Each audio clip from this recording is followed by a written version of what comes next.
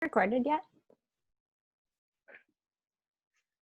And I will call the meeting to order for November 24th at 4:30 and acknowledge that the District of Tofino operates within the territory of the Tla-o-qui-aht First Nation. I'd like to make a notice to attendees that the meeting is being video recorded and will be published on the District of Tofino's YouTube channel.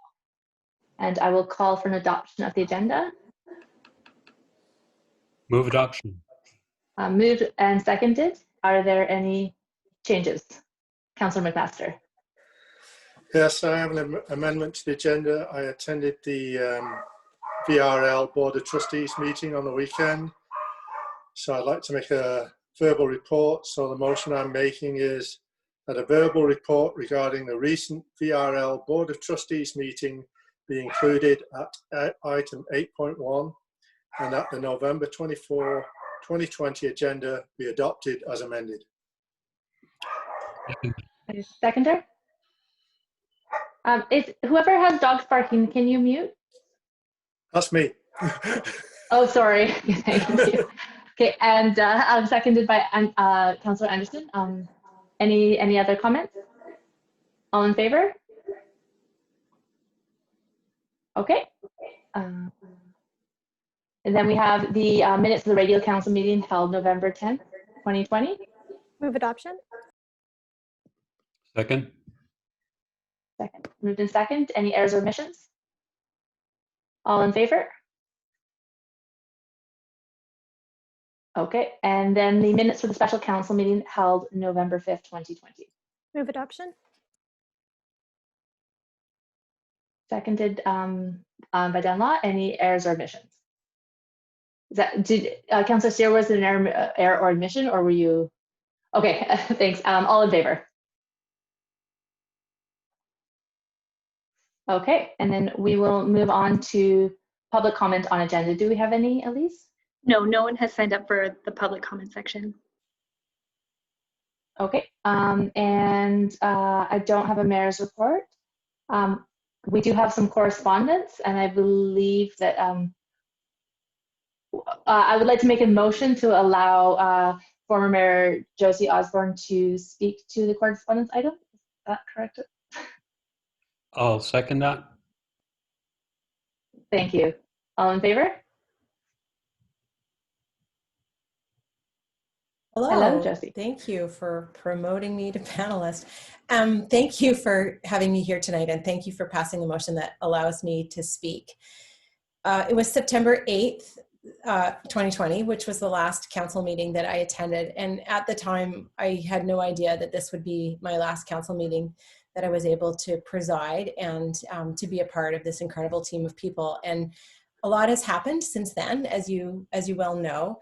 And today has been a very momentous day. So being sworn in as the member of Legislative Assembly for Mid-Island Pacific Rim, an incredible honor, and one that doesn't come without a bit of bittersweetness, because it's difficult. It's really hard, in fact, to leave this local government and to leave the District of Tofino after serving with you, many of you, Duncan in particular, Councillor McMaster, I'm sorry, and Councillor Anderson for the last 7.5 years, and having so many other terrific people to work with at the staff and on council. So I'm glad that I was able to send a written letter in, but really what means the world to me is to be able to be here tonight and say thank you to this team of councillors and to the councillors that were serving on the last 2 terms with me as well. I think that serving on council is a real privilege and an honor to be able to work for people, but also to be able to do that in the kind of team environment that we have. And I just wanted to speak really briefly to the part of my letter where I said that, the thing I think that means the most to me is just the way that we've been able to work together over the last 7.5 years of my time on council, and the tone of collaborative work, supporting each other, respectful decision-making environment, and being able to work for people in Tofino using that as the platform and the way that we conduct our business. I know we've commented on this before at council meetings, but when you look around British Columbia and we look at other municipal councils and local governments, I know that in Tofino we have so much to be proud of the way that we conduct ourselves and the way that we do our business. So it's been an honor and a privilege. I'm really sad and sorry to leave, but I am also really happy to be able to continue to work with you in new ways as the MLA. And I'm really looking forward to the next 4 years, at least of my time, and hoping that we'll still be able to do an incredible amount of business together. So thank you very much for having me today. Thank you, Josie. And I have a statement for you that I had some help preparing. And I actually didn't realize I might get emotional after listening to you speak. But I think I can speak for us all here that we're so grateful that we're able to have you here today. We all know that the last time you sat at this table, there was a high likelihood that you wouldn't return, but I doubt very much that we gave thought to it at the time. Thank you for tendering your resignation in person and giving us the opportunity to speak. Our congratulations and our thanks. So thank you and congratulations. Thank you for your service to the community as mayor for the last 8 years. Wow, I'm feeling quite emotional, Josie. As everyone on this council can attest, and we are sure the councillors from past councils would support this, this is no small feat. You provided unfaltering leadership to this community on a daily basis. Your availability to everyone, your communication, and your representation of Tofino on a provincial and sometimes national scale has been consistent and admirable. As a council made up of those same community members, we benefit equally from your leadership at the council table. Speaking for the newer members of council, your support as we join this organization cannot be understated and has provided invaluable to all of us. You've helped to create and foster an environment of respectful, thoughtful, and educated discourse. And this is an incredible and rare legacy that we remain mindful of to keep alive and well. And congratulations. It has been often repeated that it is bittersweet to have you moving from mayor to MLA, but we know so well that the tenacity and drive you will bring to your new job and how we as council and community will continue to benefit. We're grateful that you are only a phone call away because, as in Councillor Steer's words, you will no doubt be hearing from us on a regular basis. And congratulations, MLA Josie Osborne. We wish you the best of luck in your new position. And please don't change your phone number. Thank you. Thank you very much. That's really wonderful and beautiful to receive, and I'm really grateful. Thank you. Thank you.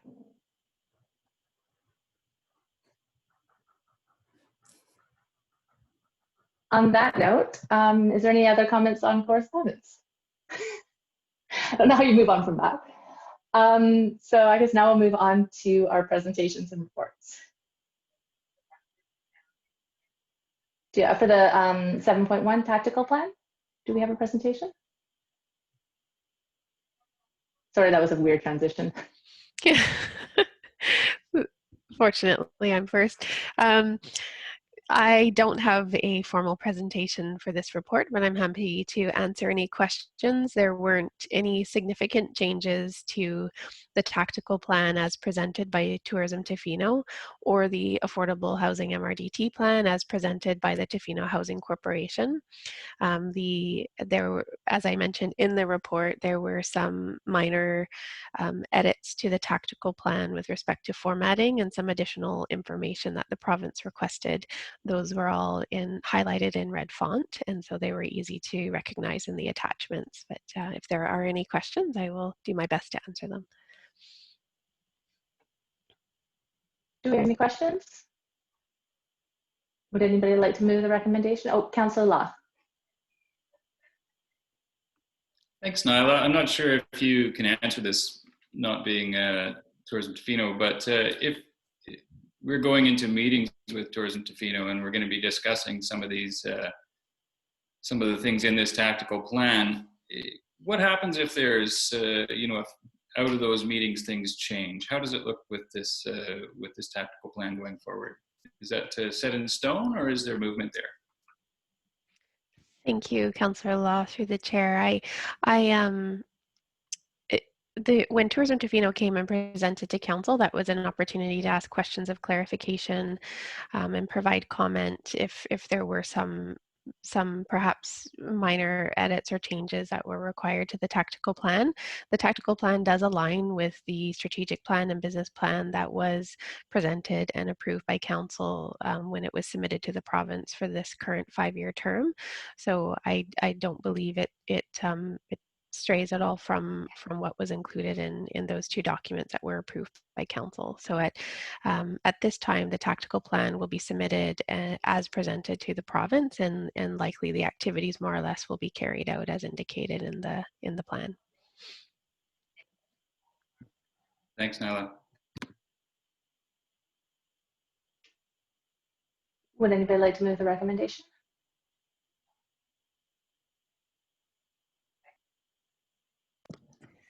Councillor Anderson? Yeah, I'll move that staff be authorized to submit the 2021 tactical plan prepared by Tofino Destination Management Organization as required by the Municipal and Regional District Tax Program. The second motion, We'll take care of the first one first. okay, we'll do that one first. Do we have a seconder? Councillor McMaster, any further comment? All in favor? Okay. And do we have a mover for the second recommendation? I'll continue, I guess, that I'll move that staff be authorized to submit the 2021 Affordable Housing MRDT plan prepared by the Tofino Housing Corporation as required by the Municipal and Regional District Tax Program. And do I have a seconder? Seconded by Councillor McQuaid. And do you have a question or comment? Oh, no, okay. All in favor? Great. Okay, and then we'll move on to the OCP. Do we have a report, I'm guessing, from Mr. Rogers? Yes, you do. Good evening, Mayor and Council. I'm just going to get myself set up here. On behalf of everybody watching, could I ask Aaron to put his mask on, please?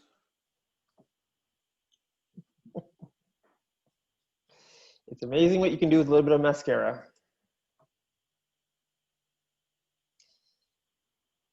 There we go.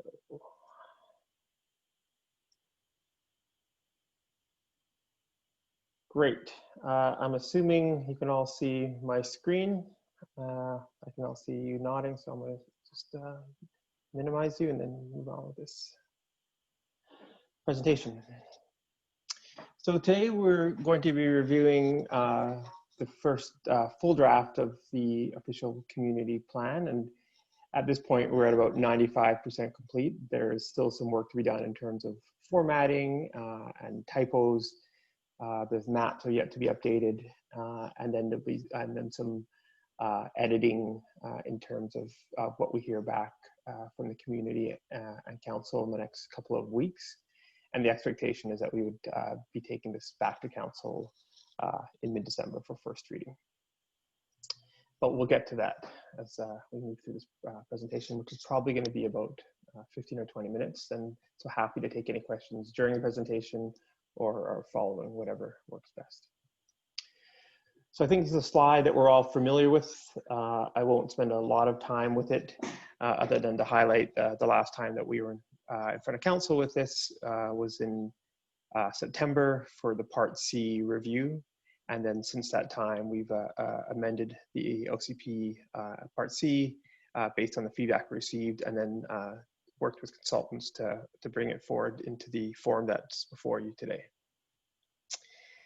This is just a little bit of a graphic to show that we're at the final step of the OCP process. We're finalizing the plan, and this process will start now and then hopefully wrap up early in the new year, probably February at this point if everything moves according to plan, and potentially a little bit later if we're reviewing our consultation process or want to extend that consultation process a little bit. Just to sort of wrap up our Part C feedback, we received a fair amount of feedback from Part C, again, largely in line with the feedback we received in Part A and Part B, so quite comfortable moving forward with the draft before council today. We have suggestions for different types of consultation opportunities, and to that end, we hope to begin rolling out either by the end of this week or early next week a new platform for community consultation. That platform is software that all departments of the District of Tofino have access to, and so the OCP will be the first one, but we may start to see more and more of our projects get introduced to the community on that platform. We had a fair amount of comments about resilience and through and post-COVID support, wide support for Tla-o-qui-aht First partnerships, and making sure that we're moving forward with those and maintaining the partnerships that we have. A lot of support for environmental protection, which kind of moves in and is associated with limits to growth. There seems to be a bit of a split between residents who support short-term rental uses or increasing that, and residents that would like to limit those uses. And I think this is something that will be addressed as we move through the end of this OCP process, but also into the zoning bylaw process that we expect to undertake next year. And then there's support for provincial organizations and service organizations such as the hospital and school, which, while we don't have direct impact on, we can support through land use decisions.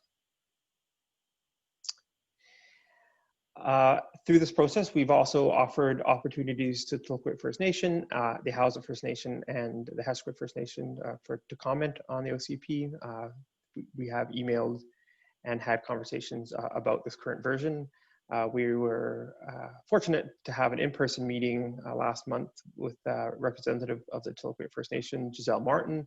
It was a really great meeting, very positive, a wide-ranging discussion about reconciliation and first contact and how we can work together. And that was probably one of my better meetings of the year. So one of the outcomes of that meeting was the inclusion of the tribal parks map into our context section of the OCP, as well as a bit more of a discussion on Mears Island and the Mears Island watershed. So that was really great. That was again, a great meeting. So the final OCP structure, or the almost final OCP structure, has 9 sections. I won't repeat them here for you. While we had been developing the OCP, we started with 12 sections, but have, through our editing process, brought it down to 9. The first 3 sections, I think we're all familiar with, but again, it's the history of Tofino, our geographical context, our regional relationships, and our community values. And again, this sets the table for the sections to come. The meat, or the tofu of the table, is sections 4 and 5. And those sections include our core policies, that's section 4, and those apply community-wide.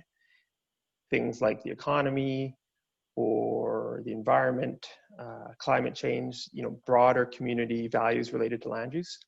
And then section 5 is our land use designations, which talks about what we would like to see in terms of future land uses. And I hesitate to call these neighborhoods because they aren't truly neighborhoods, they're just areas of future land use. And they include policies for specific areas. For example, if you were a developer and you wanted to develop in the downtown core, you would walk into the offices of Tofino or email us, and we would send you the OCP. You would review sections 4, sort of understand what our community values are and what we're looking for in terms of development. So we're looking for residential development.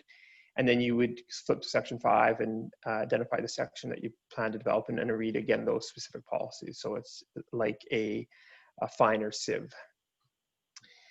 Finally, sections 6 to 9 includes the implementation section of the OCP, so our development amenities, our community amenity contributions, temporary use policies, development permit areas, which also includes our development approval information areas, and our monitoring section.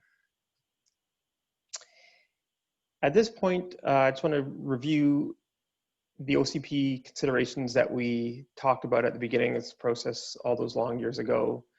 And I've highlighted 6 here.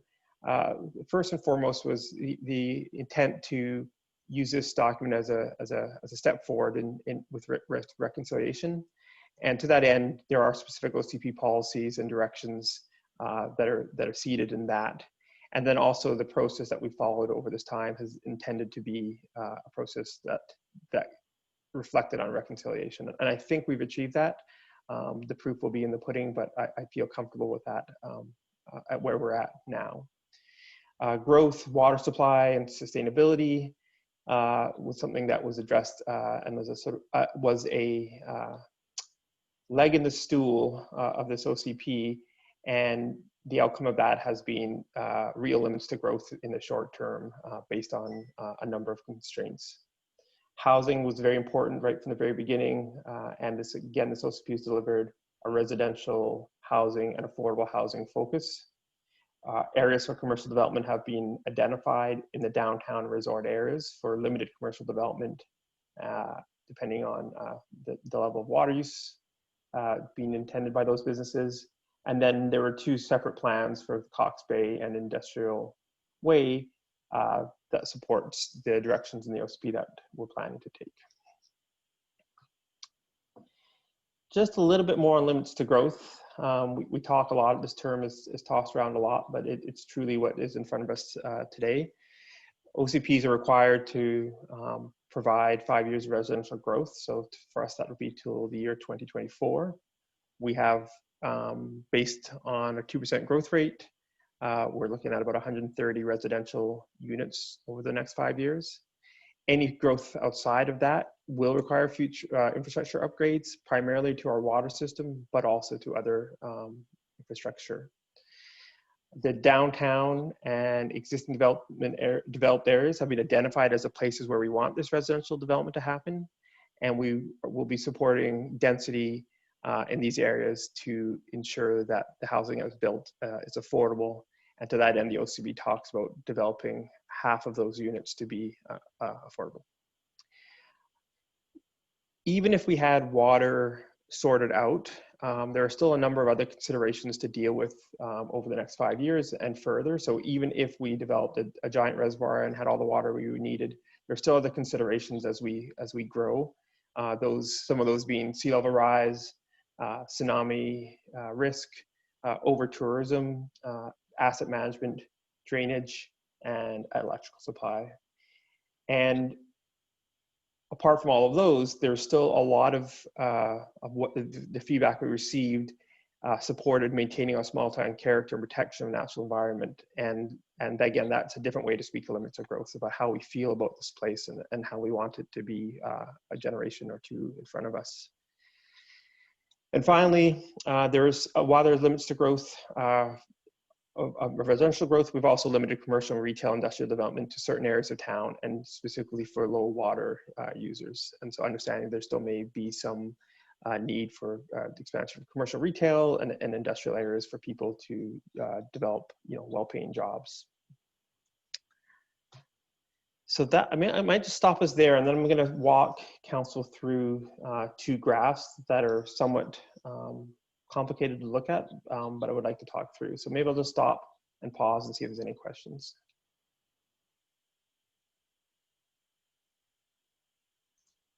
Councillor Steer? Thank you, Councillor Chalmers, Acting Mayor Chalmers. I think, Aaron, maybe I will reserve my comments. They are focused on the growth component, but maybe I'll wait till the end because I think it'll tie into a thank you as well for all the hard work. So I'll pause there and maybe at the end of your presentation, I'll comment. Thank you, Aaron. Great, well, thanks for letting me catch my breath. That was a lot of talking, and here comes some more. So this is our water and population growth graph. And I'm just going to break it down and explain it and sort of try to, go backwards. This is the graph that we're using for the consideration of our water infrastructure. And so to the left of the graph, you can see a gray line, which is our historic population growth, which in the past has been about 3.2%. The lines that move up from the left to the right, so there's an orange-driven line, it's called market-driven growth, a yellow line, which is our current growth rate, and then there's a green line, which is our resident-driven growth. And those were three growth scenarios that we looked at in terms of development. And so if nothing were to change and we were to develop as we have over the last 20 to 25 years, somewhat haphazardly, we would probably be following that middle line, that yellow line. That represents a 3.2% growth rate over the last 20 years.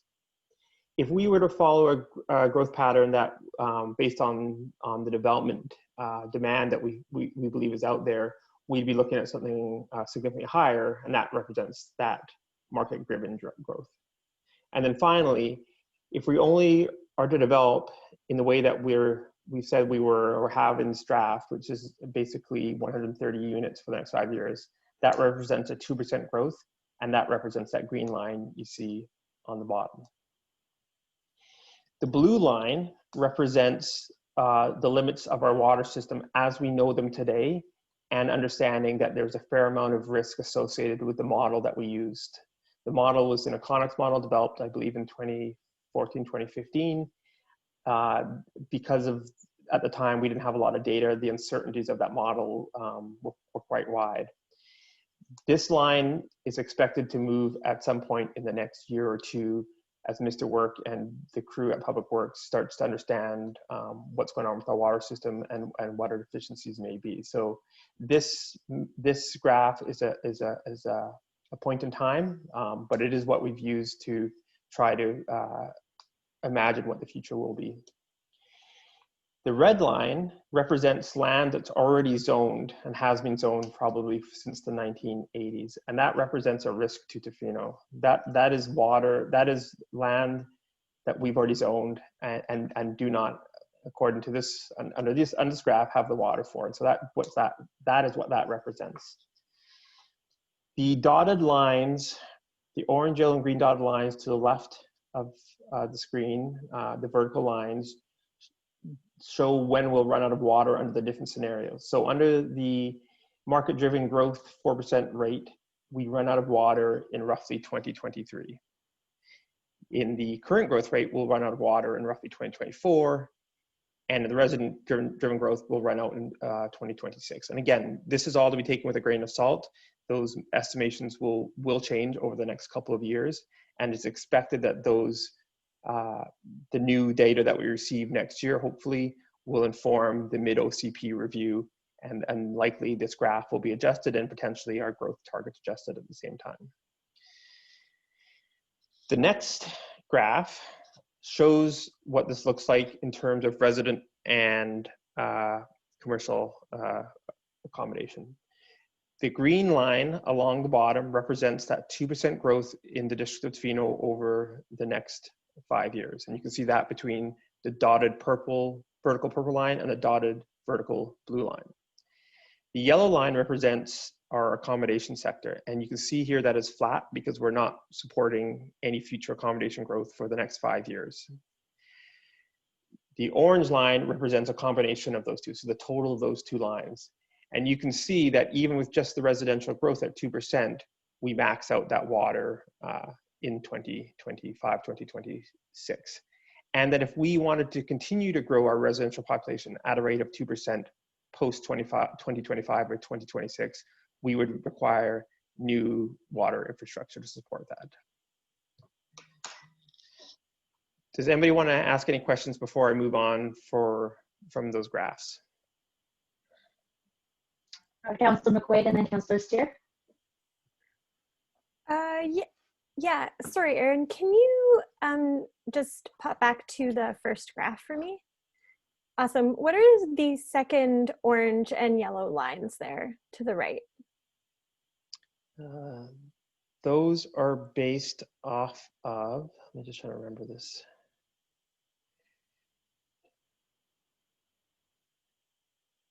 Those are when the growth rates hit our current max zoning that we actually have out there. So if you see here, that's what they're indicating. So basically, we reach those levels in 2032, the level that we've already zoned to.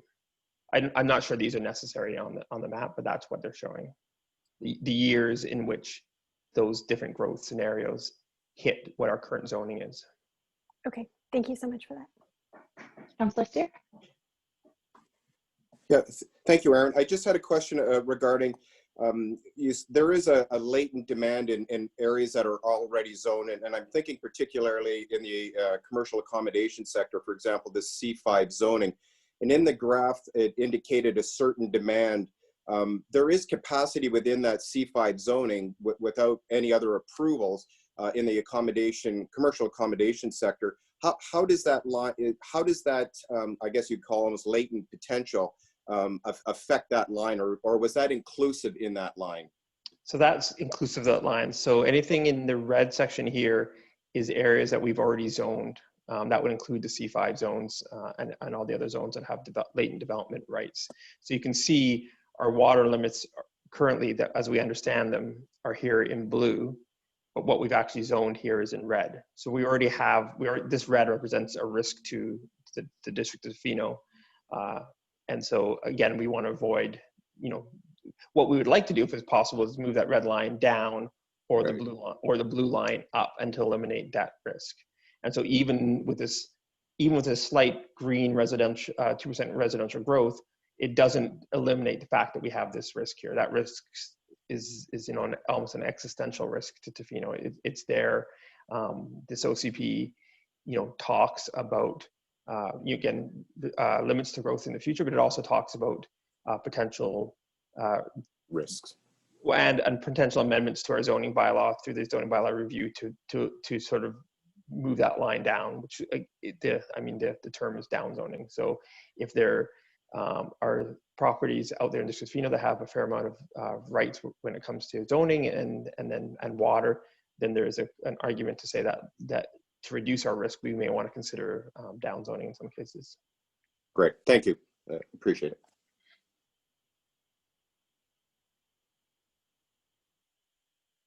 Okay, I'm going to keep going.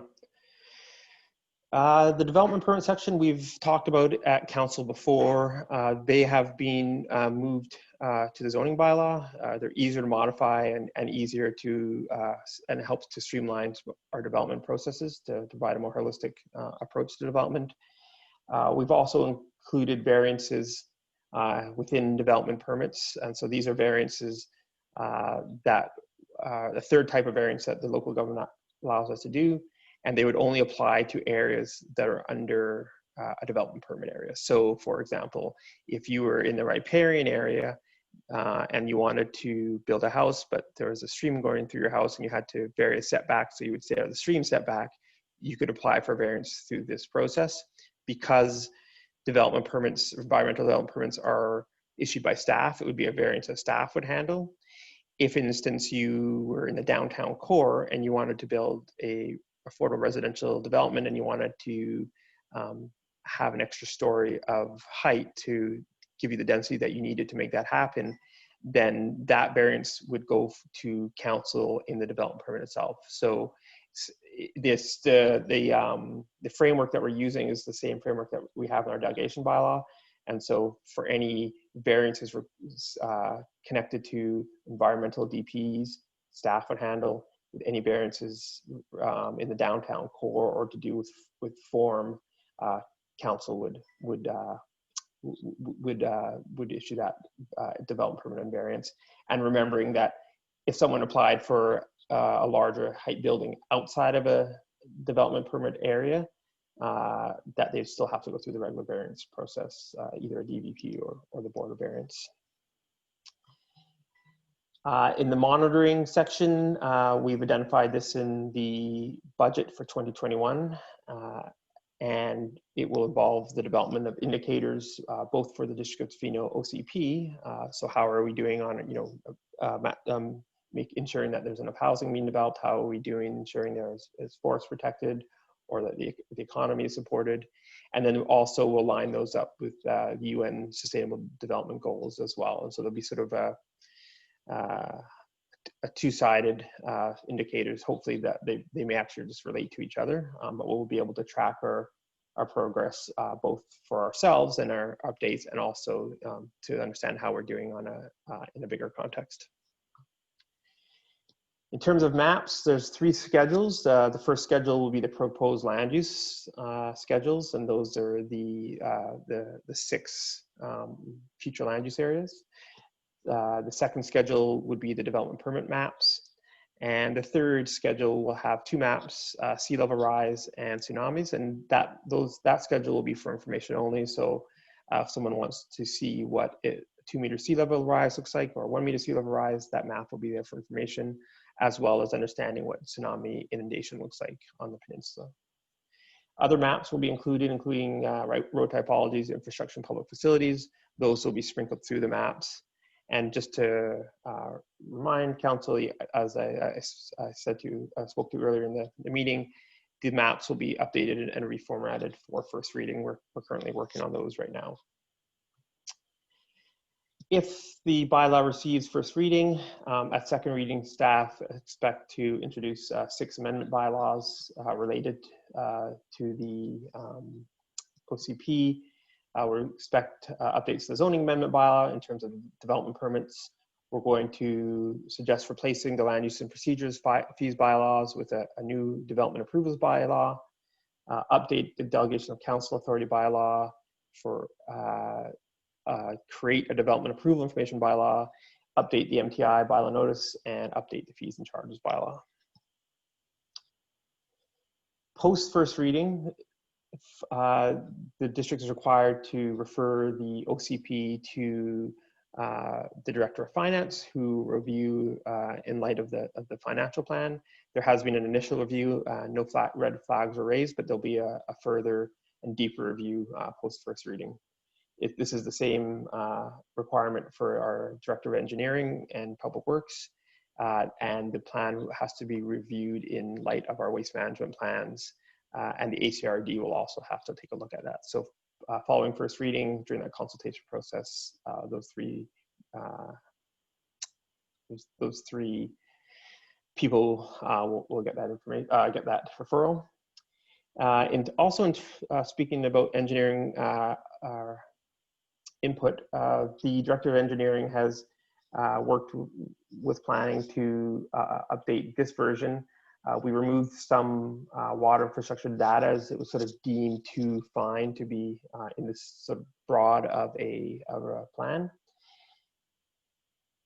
We understand that the water infrastructure planning in 2021 will happen, and then that will inform mid-OCP review. The Director of Engineering was happy with the process in terms of how we got to the numbers that we did for our growth scenario, but also cautioned that we should always keep the precautionary principle in mind, understanding that the water infrastructure review may, uncover more risks than we currently think that might be there. There will also be additional information from the Director of Engineering at first reading on stormwater, transportation infrastructure, greenhouse gas review, and we expect to be working with Mr. Work with that over the next couple weeks or so. Consultation is underway. We have emailed this version of the OCP to First Nations and our stakeholders early this week. I guess early this week would be yesterday. We're looking to develop this new consultation platform, starting the meeting tomorrow, and again targeting December 16th for first reading, review by finance and engineering following that, and then a final consultation process leading up to our public hearing. And once we hit public hearing, the process is going to start to move fairly quickly. Again, targeting late January, early February for completion. That brings me to the end of this fairly long presentation, and I'm happy to take any questions or comments. Thank you, Aaron. Councillor Law. I just want to say great job, Aaron. It's a lot of work, and I really appreciate reading through it and all the attention to detail, and just thank you very much. Councillor Steer. Great. Thank you, Aaron, and I wanted to echo that once again to thank you, Aaron, staff, stakeholders, and the community, for that matter, for the amount of work that has gone into creating this document so far. It really has become clear to me over the last 2 years on council, but previous to that, how the importance of the OCP as a planning tool and a directional guide for the decision making on some of the fundamental issues that local government faces. And I did want to touch, these are all comments, by the way. I did want to touch on at the beginning of the OCP in the intent section, you state that it is importantly that the OCP provides a number of key strategies that focus on addressing core community challenges over the next 5 years, and notable to that were infrastructure growth and housing affordability, and within there further into the report was statements around growth management and the limitations of the district infrastructure capacity have been an important focus of this OCP. And I really appreciate that focus, but I did want to speak to areas that are alluded to in the OCP, and I think are fundamentally important in our considerations. And you alluded to that many of these considerations are outside of direct local government jurisdiction, but we do have some influence, as you were stating, in the land use, and in particular things around our community healthcare, things around our school capacity, and those are just some of those factors that you allude to, but I think should also be highlighted in the decision-making processes. And I know it's difficult because we tend to go down the silos of thought, whether it be water, whether it be housing. But I do think that those factors are incredibly important, and you have alluded to it in the OCP, and I'm very thankful for that. I did want to, as a last one, in your presentation, I just wanted to comment that I agree with the Director of Engineering in the sense of using that precautionary principle in our decision-making process until we do have that fulsome data that is available to us to make those once again, very critical decisions moving into the future. Once again, I just wanted to thank you for the tremendous amount of work I know that is entailed in putting this document together. Thank you both. Councillor Anderson. I guess this is through the chair, a question if staff is looking for any particular comment or feedback from council at this point, or would we provide that at first reading or through the public process? Yeah. I think I would be happy to receive feedback at this meeting or through the public process. I think the sooner at this point we can get any feedback, and the easier it will be to adjust prior to first reading. We can change the OCP after first reading, and I fully expect that we'll receive comments that that requires that. But I think the soonest we can get, soonest I can get comments back, sooner I can start working on it. I think this is probably the time. It doesn't have to be at this meeting, but the consultation process is open to council as well. But if council would like to make any resolutions or anything, I can definitely keep track of that. If I could continue then. One of the things, couple of things that just sort of jumped out at me was in the vision statement. I think we should recognize that we're in the territory of Tla-o-qui-aht First Nations, especially since the OCP is heavily weighted on reconciliation and working with Tla-o-qui-aht.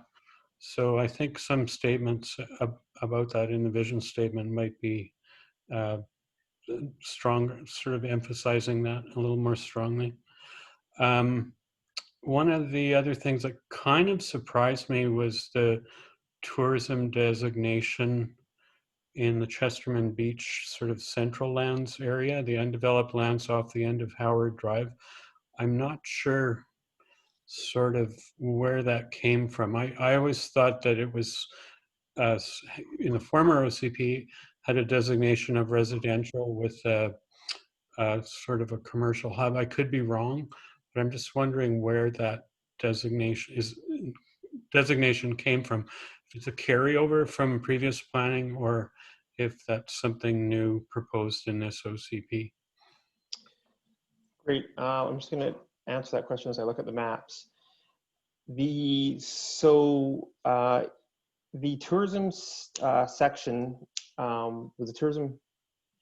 I'm trying to think of this. The tourism focus area has changed in this map in the sense that we pulled Cox Bay out and we just have concentrated. Tourism focus has sort of remained where it had always been around the Chesterman Beach areas. What has increased is rather than, if you can, on the map, there's a district lot line that sort of cuts through almost all those properties and leaves us in a split zone type of situation like we have currently at Mackenzie Beach. And so from the very beginning, when these maps were first introduced, we extended that tourism focus area to the highway as the natural end to where that should be, rather than based off a district lot line that essentially sort of and arbitrarily cut properties into thirds. And so that's why it happened. So the extension there is limited to the areas bordering the highway and then into the district lot line. Would you like me to show you what I'm talking about? Sorry, that would be probably helpful for everybody. Just give me 1 second here. I'll just share my screen.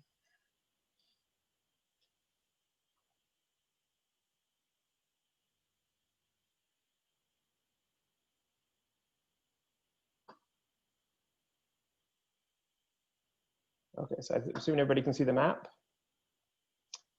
And so the blue area is the tourism focus area. This map is actually one of our, this area here is actually going to be turned into rural, which is the green color. And so the tourism focus area will be limited to these 3 areas. The areas that were previously tourism focus were from this line, this sort of road district lot line to the west. And everything to the east was Mackenzie Beach neighborhood, I believe, or Mackenzie Beach rural. What we've done is extended this area to this highway line, because that's in reality how those properties work. So you can see here, what we would have in this section would be a resort area, and then somewhat arbitrarily an A1 area or an A3 area or whatever it was. So for the future land use, we proposed to match that up with the highway line. Okay, the area I'm speaking of is, if you can scroll down a bit on that map, and the 2 green sections, or 3, I guess, in there, it seems on one of my maps that I had in my package, the uppermost of those green sections had a tourism focus designation. And my map showed it in a brown color. So I don't know if the maps maybe changed, or maybe we had the wrong map included in our package. But right where your arrow is now, the cursor, is the area that I'm talking about.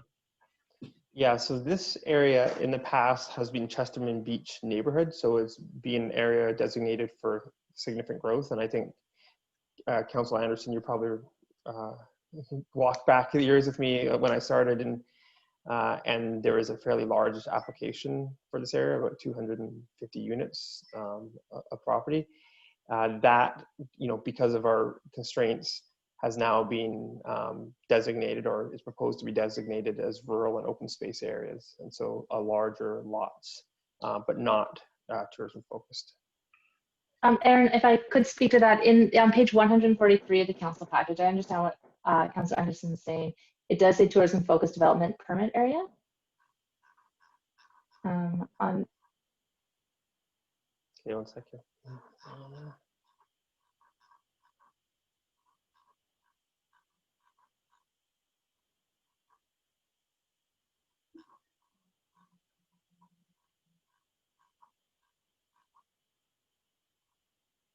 This one?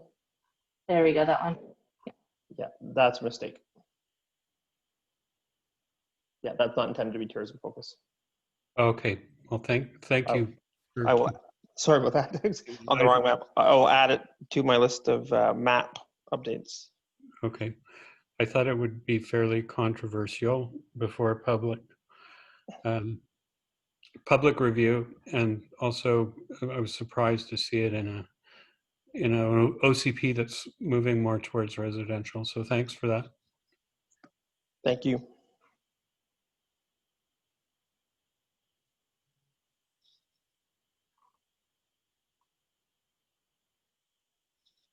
Okay, are there any further questions? That's a great catch, Councillor Anderson.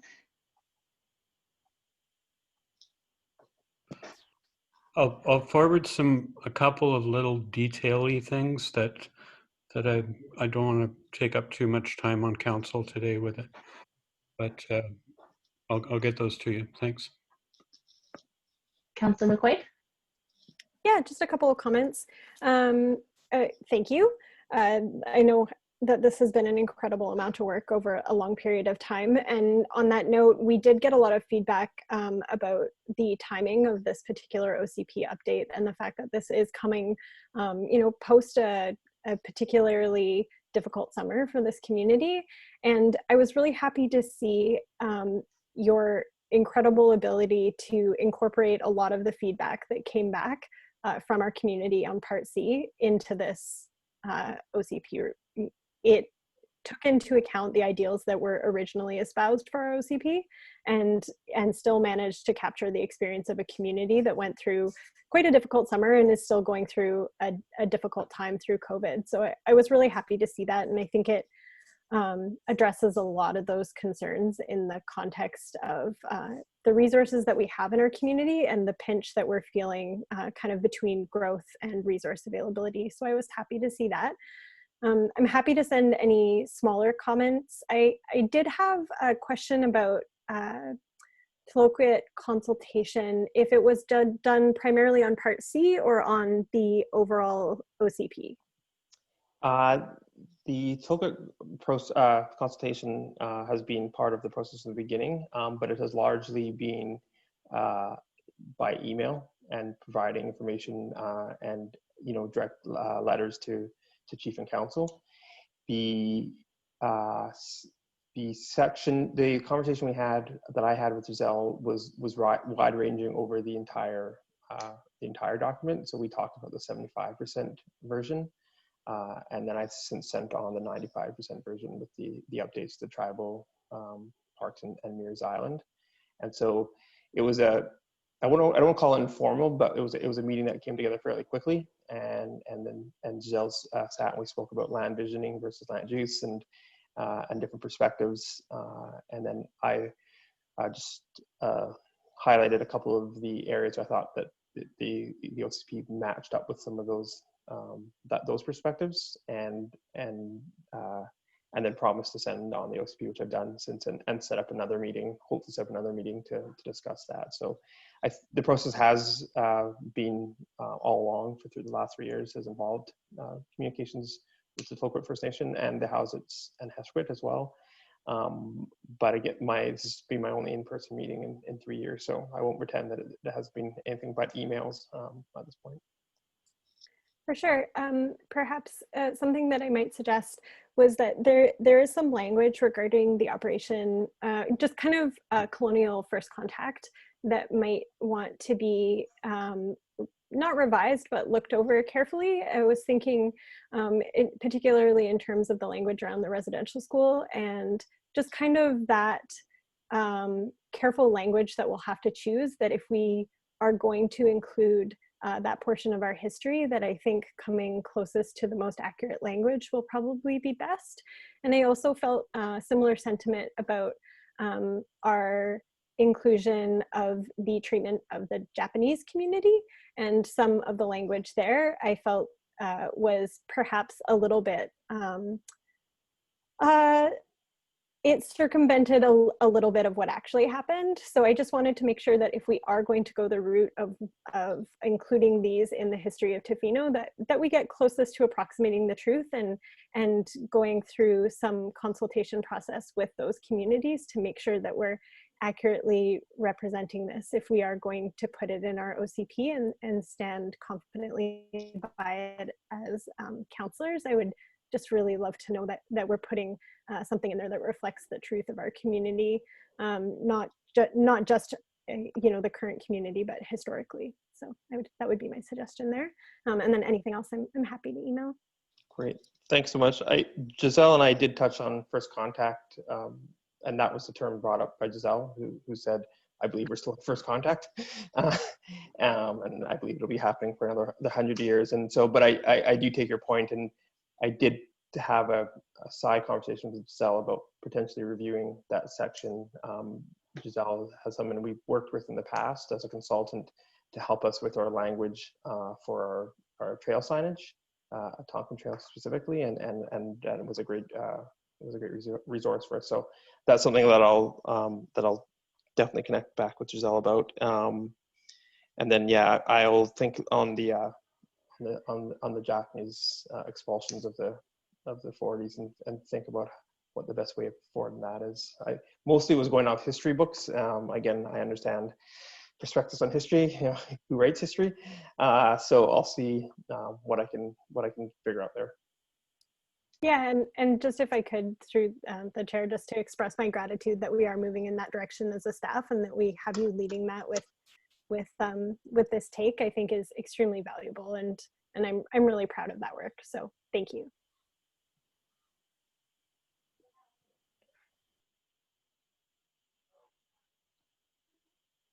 Okay, if there's no further questions or comments, can I have somebody move the recommendation?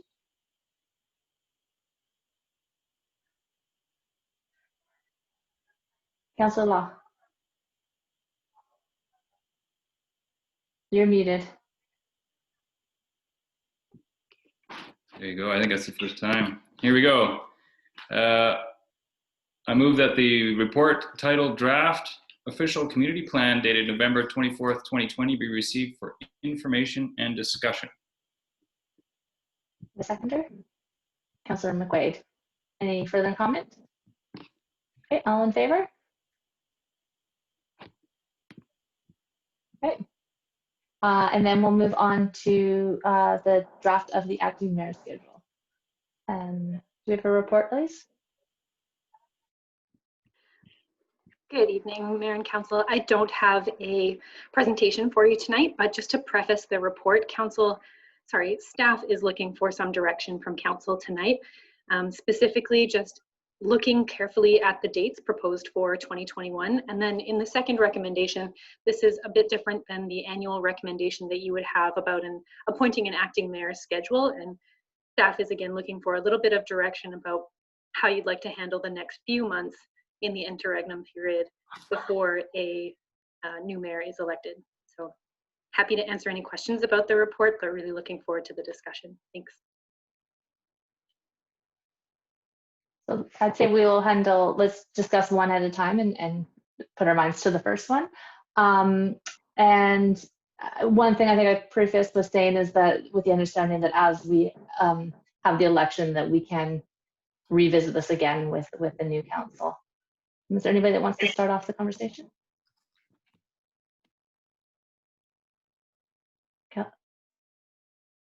No, did anybody want to move the recommendation? Oh, Councillor Steer. No, I would move the recommendation, but I'm on my second computer screen here. I'm having difficulty bringing it up. So if somebody else would have that, or if there are any other questions, I'm trying to, but it's not coming up. Sorry. That's okay. I can read it out if you want. That the 2021 regular council and committee of the whole meeting schedules attached as Appendix 1 to the report titled 2021 Draft Meeting and Acting Mayor Schedules dated November 24th, 2020 be approved. Second. Councillor McQuaid? Oh, that was just seconding. Okay. All in favor? Okay. And for the second recommendation, is there any conversations, questions, comments?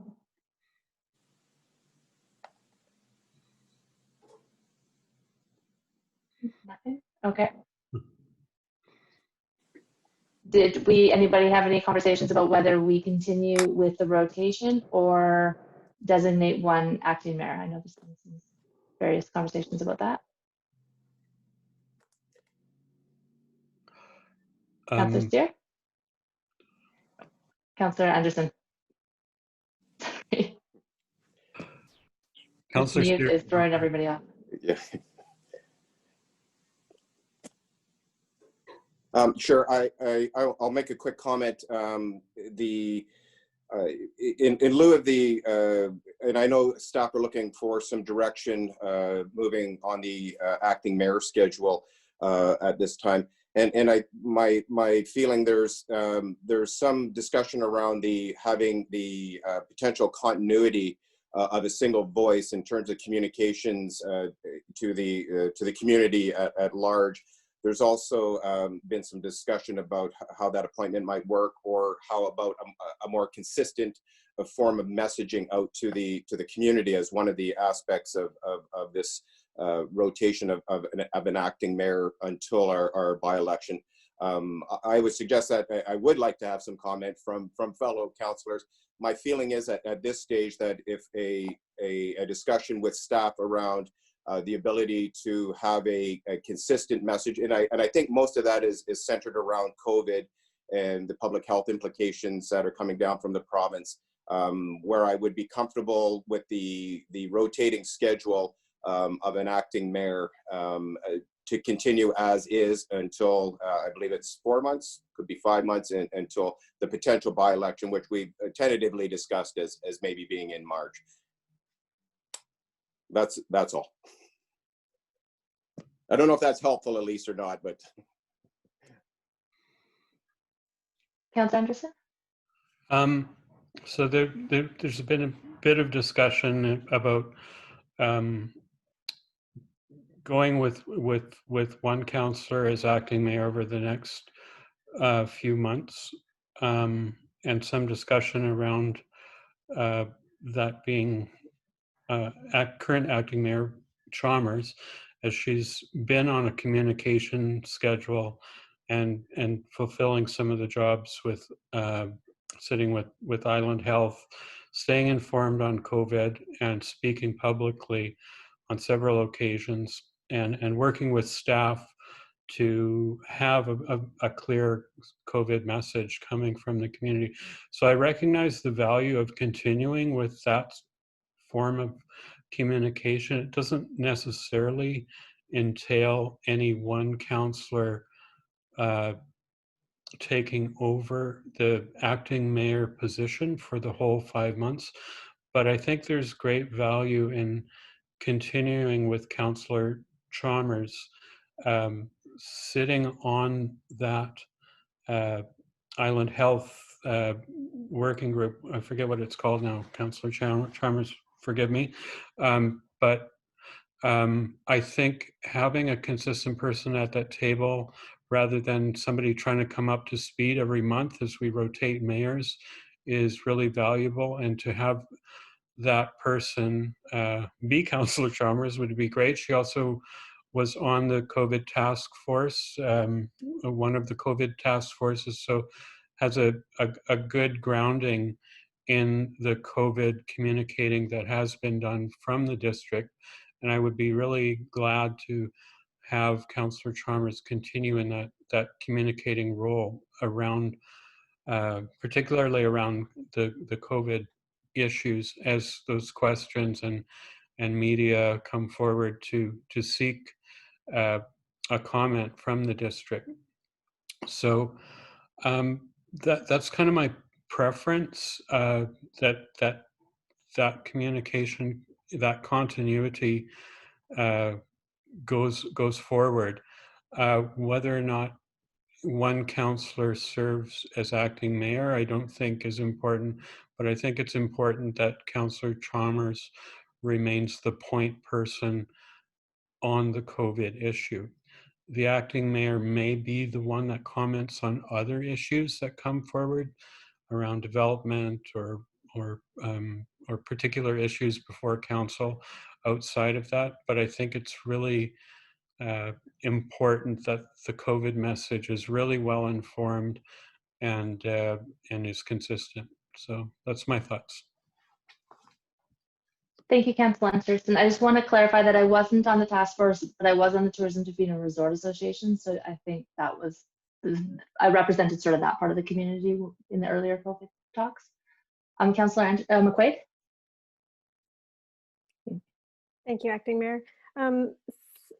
Maybe through the chair, if I could ask staff a question. Is there precedence for this, or do you see any potential problems with having an acting mayor and a designated spokesperson? Is there any legislative requirement around this, or do any other councillors see any pitfalls to this? It comes to mind that I do understand the value of having one consistent voice out there speaking about these things. I'm not entirely sure if I can reconcile in a community understanding that we have one councillor speaking for council and one councillor acting as mayor. I'm not really sure how that looks or feels. Maybe if I can get some feedback about if this is standard practice or if this has occurred a lot, or yeah, thanks. So we are in a bit of an unusual place here, where we're going to be, without a permanent mayor for a period of time. I don't think that there is any reason why we couldn't have one person as acting mayor and another as a council spokesperson. The mayor is kind of the natural spokesperson for media inquiries, as sort of the peer of council, but often spokesperson and lots of other roles as well. Sorry, I'm not articulating this very well, but yeah, it's not something I'm familiar with. But for public organizations, a spokesperson is not always an elected person. It can be. Some municipalities have their CAO. We're definitely not going in that direction. So it really is up to council. If council wants to put forward one member to be spokesperson for an issue, for all issues going forward, and for the next 3 or 4 months, there's no reason why that person has to be mayor. Thank you for that. Are there any other further conversations, questions?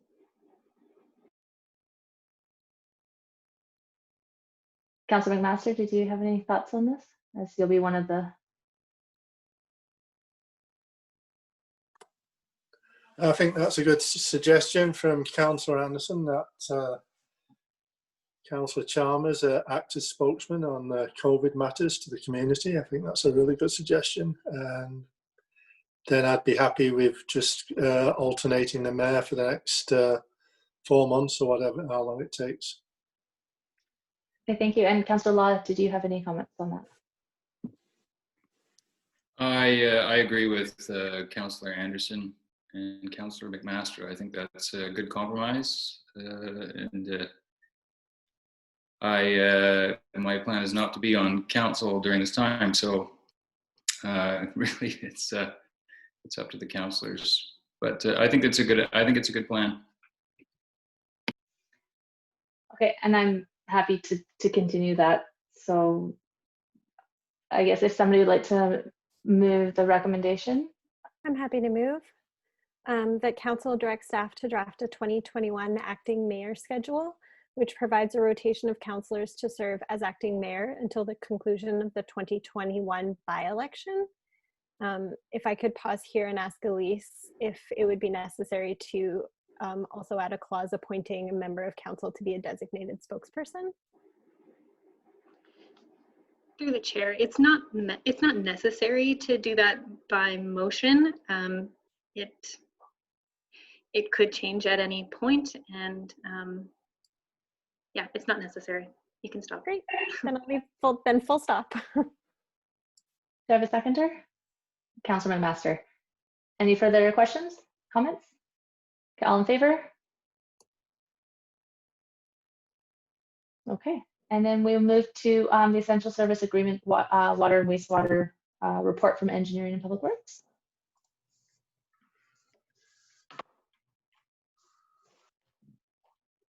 Good evening, Mayor and Council.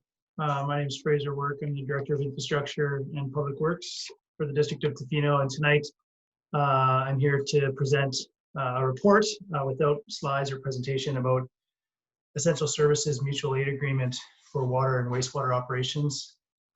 The report before Council for consideration is to determine whether to agree or to take a different approach with the staff's recommendation to enter into this agreement, which essentially allows us to access as well as provide shared services and support for utility operators in the event of a district or a community nearby losing access to skilled and qualified operators.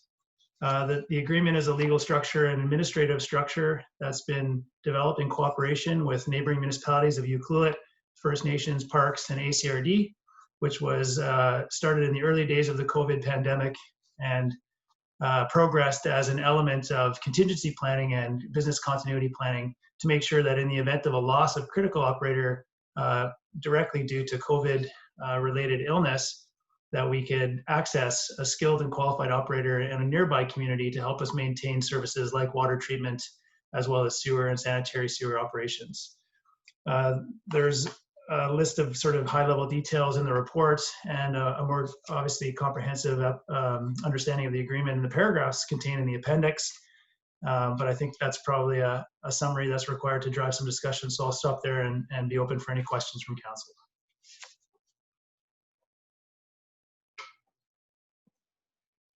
Are there any questions from council? Would anybody like to move the recommendation? Oh, Councillor Steer.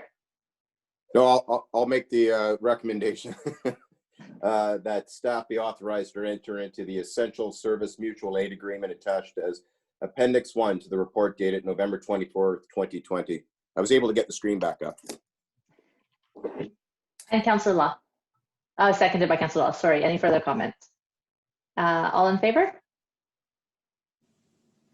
Okay.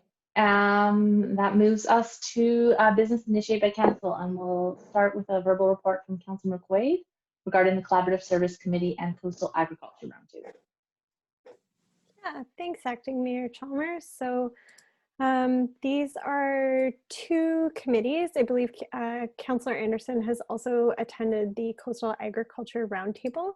I'm going to start there. This is probably the first time that we're talking about this at council. It's come across our emails a few times. So this is a roundtable convened by the ACRD. It kind of provides a high-level opportunity for networking, project sharing, and development of kind of variously scaled agriculture within coastal communities. So this is a body that provides a direct channel to the ACRD and then subsequently the province. So they're on this body, there are contributors and collaborators from the TCG, the Tofino Community Food Initiatives, small businesses, district and regional planners, as well as regional and local health professionals across nations and Indigenous communities. So this was struck, I think, late 2018 and met first in 2019. The work focused on supporting two strategic priorities that actually came to some good fruition in 2020 around food policy and emergency preparedness. This was initiated and supported by CBT and included emergency food planning, emergency food preparation, and a school garden working group.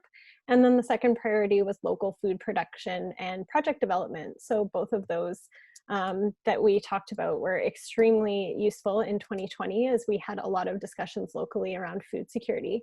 The Coastal Agriculture Roundtable actually did have a request that if council allows me, they did ask if it was possible that they receive a copy of the OCP, and for commentary, they are interested, of course, in land use, and so there are a number of bodies that receive kind of the OCP directed to them for commentary, and I'm not entirely certain of the process by which we make that list of people, but they did ask if possible.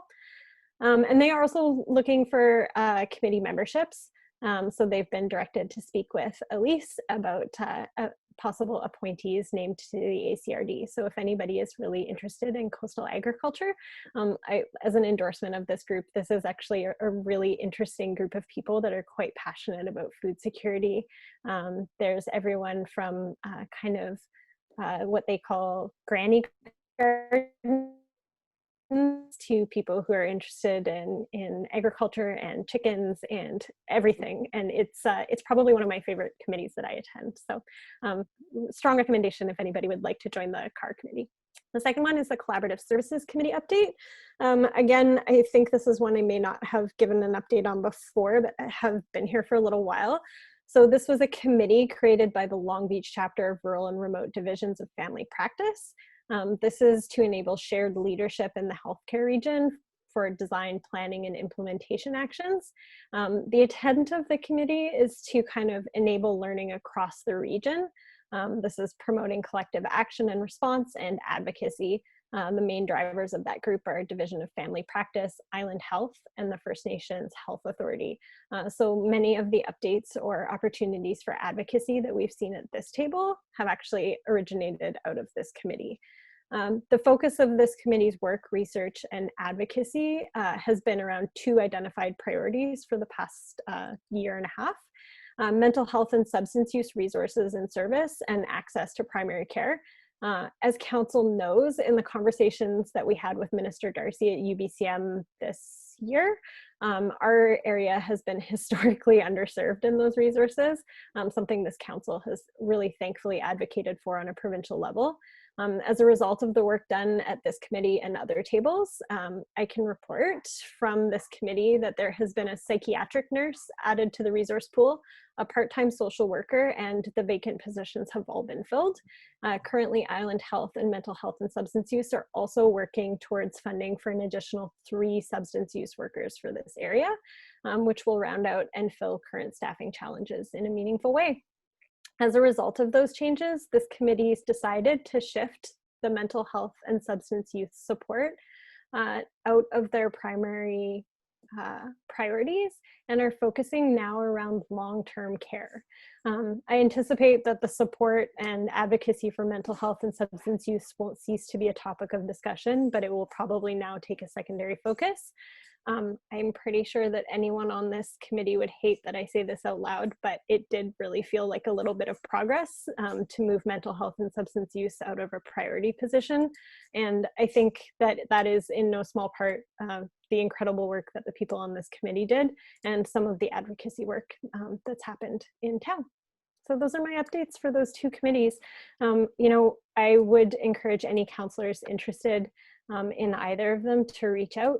Both of them are extremely interesting. Collaborative Services Committee offers a look into kind of healthcare and the First Nations Health Authority, which I'm really grateful that I have. So it's they're both really interesting committees to be on. So thanks for that. Thank you, Councillor McQuaid. Does anybody have any questions for Councillor McQuaid? No? And then Councillor Master for your report. Yeah, so the Board of Trustees meeting of VRL was held on Saturday. 3 things of note. The Board of Trustees has sent a letter to Premier Hogan asking that libraries be added to the list of essential services during a pandemic, recognising the services that a library does provide to the community, especially people that are economically disadvantaged. Second thing was the Library Board is keen to know the possible site in Tofino for a new library. And I mentioned that we are going through a public consultation process survey at the moment.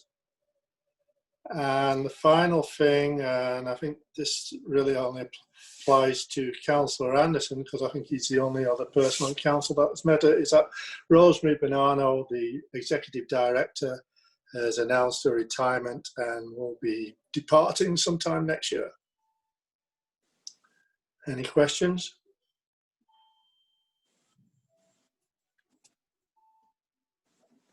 Thank you. Okay, we don't have any unfinished business. Do we have any questions? Oh, sorry, Councillor Anderson. Yeah, just a comment on the agricultural committee, the CAR committee, that I was unable to attend the meeting. It was rescheduled for today due to the power outage that we had.